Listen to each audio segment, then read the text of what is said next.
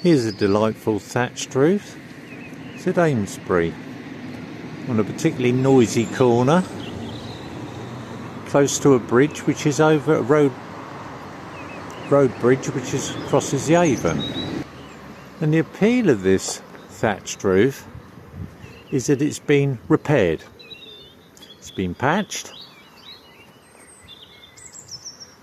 and it still retains an authenticity about it that you would have seen on houses, 60, 70 years ago, certainly 100 years ago.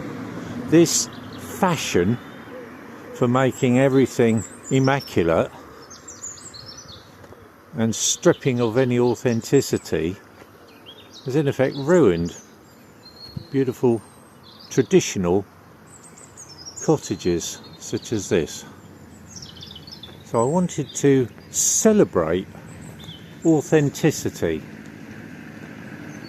by sharing with you an authentic thatched roof, and that is quite beautiful. And what a beautiful little cottage that's still very much, it retains all that essence of originality.